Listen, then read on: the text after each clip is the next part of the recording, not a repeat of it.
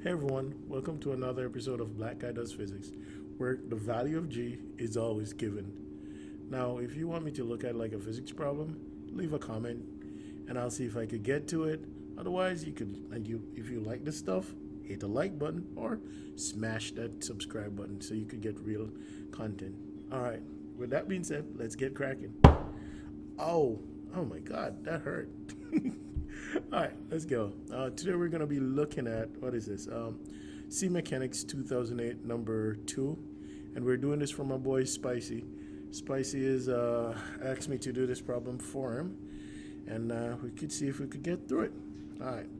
Oh, before I start, I must explain to you that this is going to be kind of lengthy video due to the fact that I will do a little bit more explanation than I usually do, because I haven't done the work on this yet for like the type of things that are here we're going to explain it. So you could fast forward this junk, play this junk at 2 speed or 1.5 speed or something like that. All right. Like every other problem, what we do is that we look at the setup that is there, the picture, the figure that's there. And from the figure, we want to try and figure out what is it trying to tell me, aka the type of concepts that we're dealing with. So for me, when I look at this, I could see that this junk ain't moving. So if this junk ain't moving, that simply means that this is a static problem.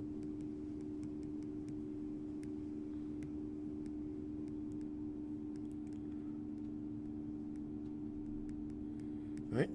And I see a hinge. So when I look at hinge, I can think that it's going to be a torque problem. It's either going to be a torque problem or an angular motion problem or something like that. But 9 times out of 10, I do torque. Because I see it would be a rotation or some hinge. You see, I see the hinge there. Usually with torque, you could see torque would be split sometimes. If you see torque, then chances you have to do forces in there also. You're gonna have to draw a force diagram and all of that crap. Okay? Cool. So that's what I think it is. So now I read and underline to see what's popping. The horizontal uniform rod it's uniform, and by uniform that tells me that the center of mass is in the middle. That's what it means once it's uniform. CM in the middle. I don't have to write this out because I'm saying this. Okay, whatever. As shown as above, length of 60, so I'm going to say L is equals to 60. Not 60, that would be a long ass rod. L is 0.6 meters.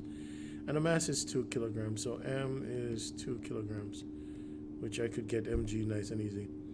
The left end of the rod is attached to a vertical support by a frictionless hinge, so I don't have to worry about friction doing any torque damage there. That allows the rod to swing up and down. The right end of the rod is supported by a cord that makes an angle of 30 degrees with a rod, and a spring scale of negligible mass measures the tension in a cord. Okay, cool. On the 0.5 kilogram block is also attached to the right end of the rod. Okay, so this is, so I'll call that like M1 or something, like 0.5 kilograms. On the diagram below, draw and label. So obviously, you're gonna have to draw a force diagram. Draw and label 4 vectors to represent all the forces acting on it. Cool. So for most students, this part is cake. They're gonna be like, yo, this one would be the weight of the block, which I'm gonna call M1G.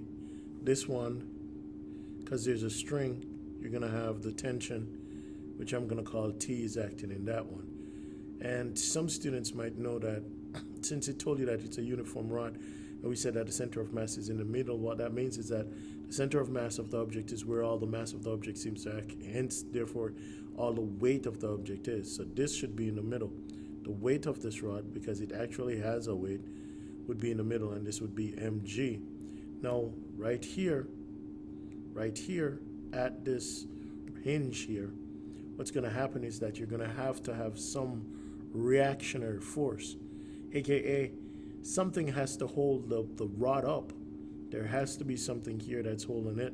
So you have to have some force there. So there's a bunch of ways that the force could be acting, but common sense should tell you where it's going. So obviously you could see that the force could be like this, like this, like this, or like this, somewhere like that. One of those 4.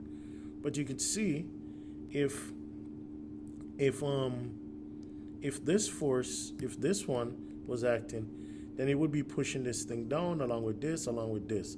Doesn't make any sense. Down wouldn't make any sense right now because all this stuff would be turning if you had down. So these two disappear. So it has to be up. It has to be up because you need something to literally hold this thing up. If all these forces were acting down, down, down, down, and this was the only forces acting up the tension, then this thing would be swinging its ass off that way. And that's not happening. So the reactionary force has to be up. Now, is it straight up? Hell no. Why? Because you could see common sense is showing you that this one is acting up and to the left. So something must be acting up and to the right here. So this would be a reactionary force. And the reason why we could do that is, what do you call your reactionary force? They usually call it like H or something. I'm just going to call it R, whatever the case is. And the reason why we could say that is because we know from the concept of static, whenever you have static, there's two things that comes with static. F net is equal to 0 and torque net is equal to 0, which I'm pretty sure you're going to have to use in the next part of this question. So that I explained why the reactionary force is there. The reason why the reactionary force is over here at the hinge is because something has to hold this thing up. It's not can't be the string alone. There has to be something holding this thing up. So common sense is telling you that some sort of up force is there holding this thing up, preventing it from falling like this. Now the question is it going to the left or going to the right?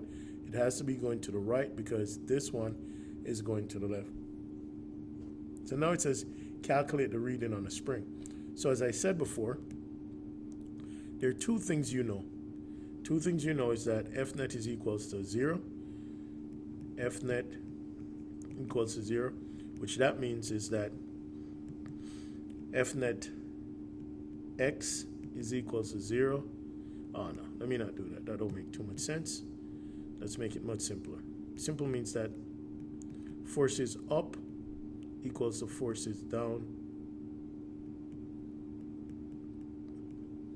and forces left equals to forces right.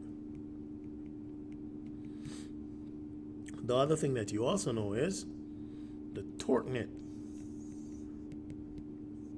is equal to 0, which simply means that when you add up all the clockwise torques, you're going to set them equal to the counterclockwise torques. Now, there's a problem. 9 times out of 10 when you get one of these problems here, you don't want to use the force one because you're going to have too many unknown forces because you don't know what this force is and you don't know what this force is.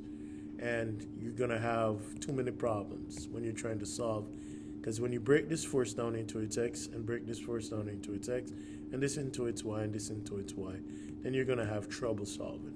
So what happens is that you usually use this junk. You use this junk here to actually figure it out. But there's a way to use it. So if I cut this here, oh no, let me cut it. You gotta cut it. So if I cut this, copy and paste it here so I could do some more magic with it. What we're going to do is that you're going to see that this is your axis of rotation. So step 1, choose an axis of rotation. Where do you choose the axis of rotation? You choose the axis of rotation where an unknown force is. So you have 2 unknown forces, this one and this one. 2 of them you don't know. But you're trying to solve for this one. So obviously you're going to put the axis of rotation at this one. That's just common sense, bro. Common sense. So that's going to be your axis of rotation. Let's put that in pink. It's my favorite color. Okay, cool.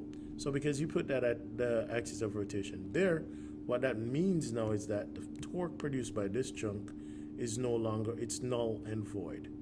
That torque is null and void. So now the question is, how do you figure out the torque? You have to remember, G, that the torque is just the perpendicular part of the force times the radius. Now, since it's calculus, you could have it that it's R cross F and all of that. I'm not doing all of that. I'm just keeping it nice and simple. What this means is that you're going to take this part, you're going to take the force, any force that you have, 1, 2, 3, and you're going to break them down relative to the object itself. And you can see that they're going to keep it nice and simple for you. They're usually going to have a straight object, and so it makes your life easier. Otherwise, the math gets kind of tricky and weird and complicated and all of that. But you don't have time for all that. So if you look, that means that this thing, the rod itself, is going to be your axis. Not your axis of rotation, but your x-axis or your y-axis or whatever axis you want to call it. So I could do that. I could put it just to make sure you understand what I'm saying. I could do that. And then I'm going to break this down into its components. So I'm going to break it down into its components, but I only want the vertical part. That's all I want, the vertical part to it. So I want that part. Oh, that don't look vertical at all, but whatever. And that's my angle theta, I think. So therefore, this part, nice and easy, is t sine theta. That's what I want to do. I also want to figure out where them things, what type of torque these things are producing, whether it's a clockwise torque or a counterclockwise torque. Do not make this difficult. Clockwise just means that the object will turn clockwise. Counterclockwise just simply means the object will turn counterclockwise. Now, how do you do this nice and simple? Very simple. If I go like this, if you know where your axis of rotation is, it's right here. That means if I push this thing down, because that's what this force is doing, it's going to cause this rod, let me move this down. It's going to cause this rod to rotate like that. If my axis of rotation is here. That's just common sense, man. Don't overthink it. So that would be a clockwise rotation. This one also, if I push down, then you could see that this thing would cause it to rotate like this. So that is also a clockwise rotation. Now, if I push up like this, you're going to see that it would cause the thing to rotate like this. So when the thing is rotating like this, that's a counterclockwise rotation. Please don't overthink this. Please don't.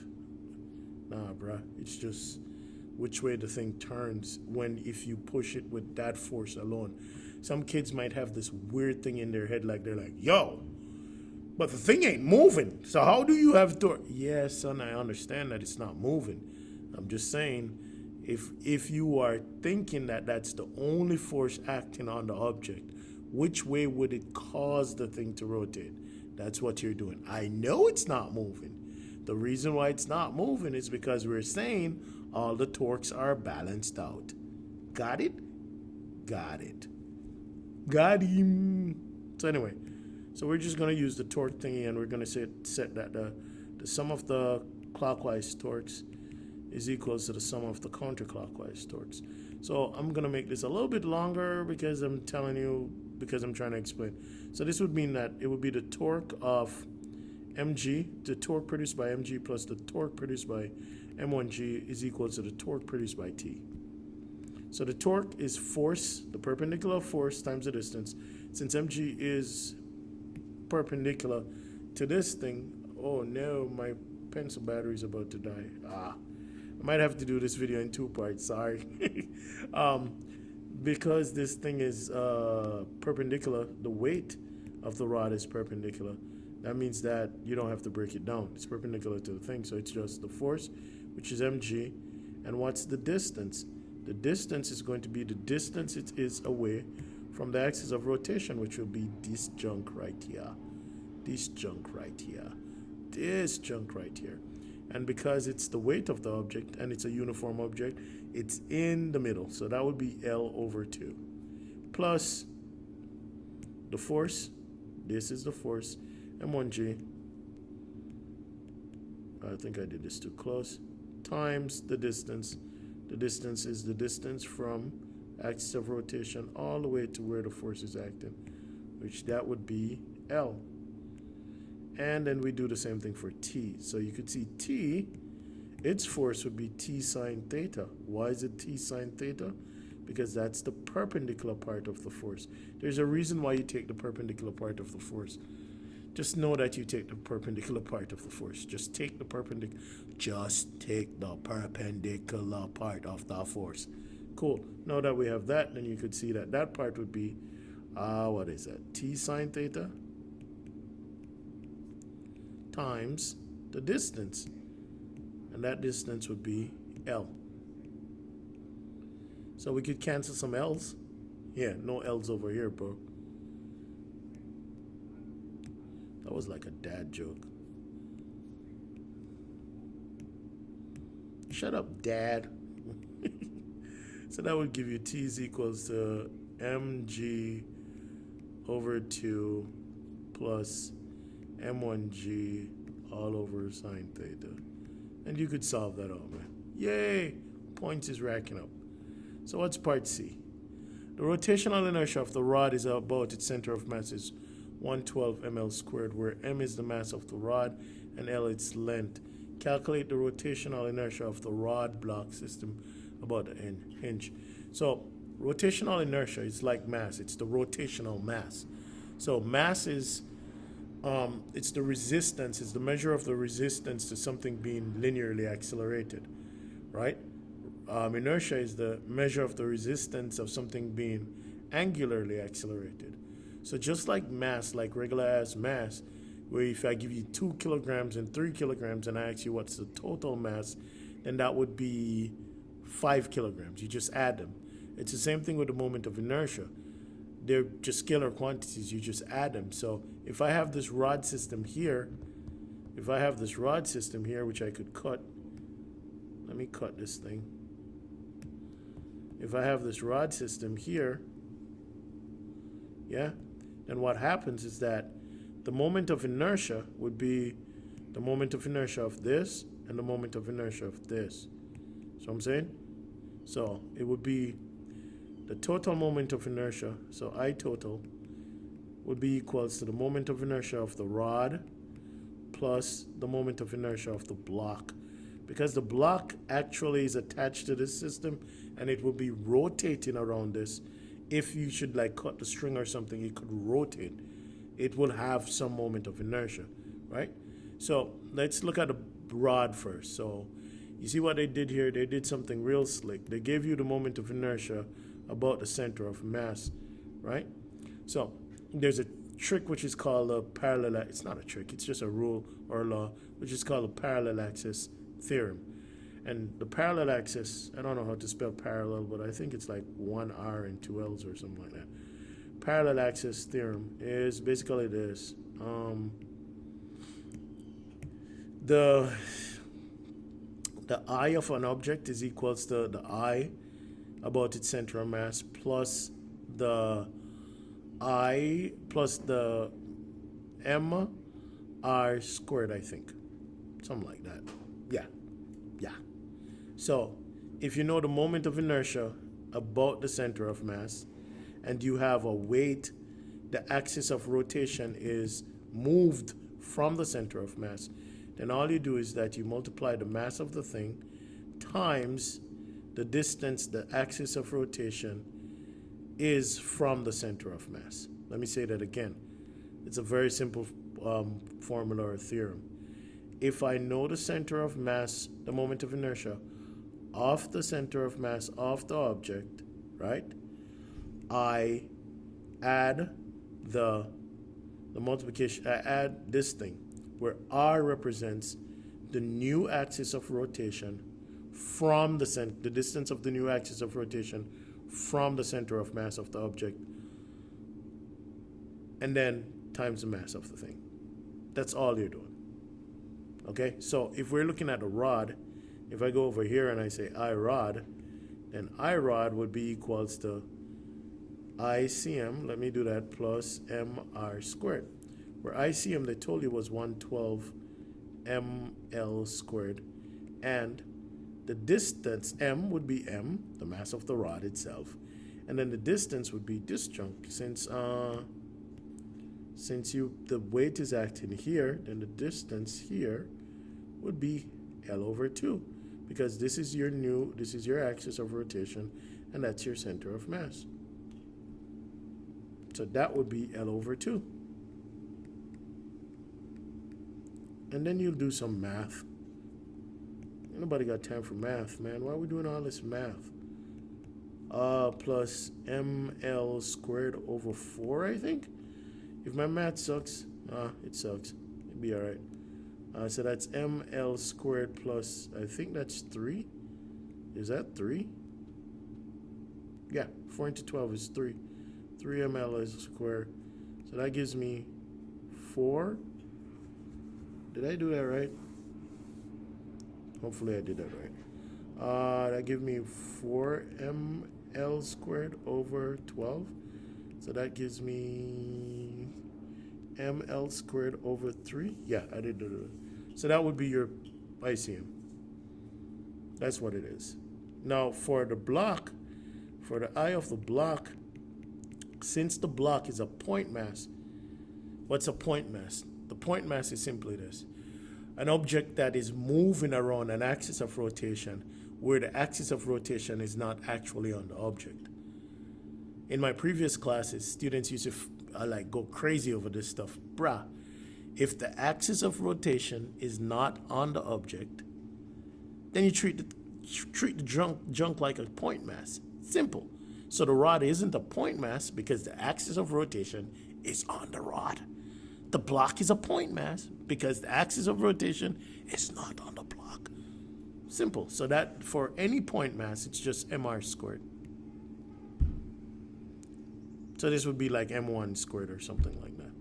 So you just add them together. That's it? What was the mass of the thing? Yeah, whatever it is. You have numbers for them, or m or whatever. Just mr squared. And I think the block was like 1/4 of m, so you could put that in. Because the block was 0.5 kilograms and the rod was like 2 kilograms, so that's a quarter of it. So it would be like m over 4. And then you could add it if you want. I'm not doing that. You could do that with your own time. So this would be like m over 4 L L squared. Why? Because the mass of the block is a quarter of the mass of the rod, and the length at which it is, that r is the distance from the axis of rotation, is L squared. So you could add those two together. You could do basic math. I'm not here for basic math. Thank you. Thank you very much. All right. So that's that. What's D? If the cord that supports the rod is cut near the end of the rod, calculate the initial angular acceleration of the rod block system. So if you're talking about angular acceleration, there's only 2 places you see angular acceleration. Oh crap, I think I'm gonna have to add those 2 things up. Let me do I total. Oh my god, that sucks. Would be ml squared over 3 plus ml squared over 4, and that would give me something. That would give me like a 12, and that would give me like a, what's that, 12 and 5? No, 4. Is it 4? Yes. No, I can't do math. I don't know, man. 3 into that would be 4. 3 into it would be 7ml squared, something like that. That would be your total. Now, the only 2 places that you see angular acceleration would be torque is equals to I alpha, and you have the angular motion equations. So the answer to this cannot be the angular motion equations. Why? Because you'd need a bunch of stuff for this. You'd need a bunch of other measurables for this. So therefore, this must be a torque thing. You must use torque to solve this. So you could see that the torque net, I forgot my torque net, is equals to I alpha. Torque net is equals to I alpha. So if you snap this if you snap this string right here, then this goes away, and this goes away, and you'll end up with only this force and this force. You'd end up with mg and m1g. Those are the only 2 forces you'd have. So you know you'd have to write the torques produced by those things and set them equal to I alpha. Simple as that. So this torque produced by those would be, you already solved for it up there. See, you already did it. And look how nice these people are. This would be like mg,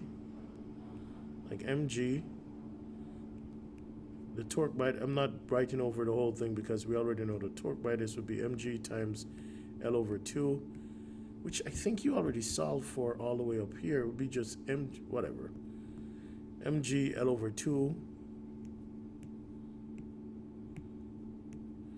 plus m1g, which we already saw was m over 4 times L because of what torque is, equals to I, which is what you already solved for, which would be like the 7ml squared over 12 times alpha. So if I substitute this thing in, I'll have mgl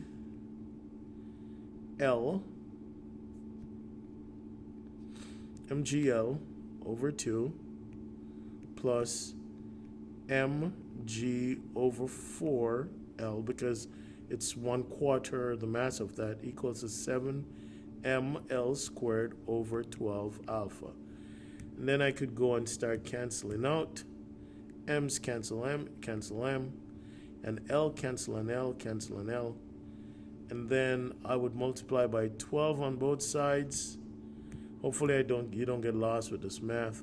So that would be 6g plus, what's that, 3g equals to what is this, over 7l equals to alpha. So it's 9g over 7l. Hopefully my math is correct. If my math sucks, you can leave it in the comment section and let me know. Well, that's the basic rundown of this question, man. Hopefully I did something that might help. Hopefully. I don't know. You let me know. That's why we have comment section. Let me know. And as always, kids, don't be a moo-moo.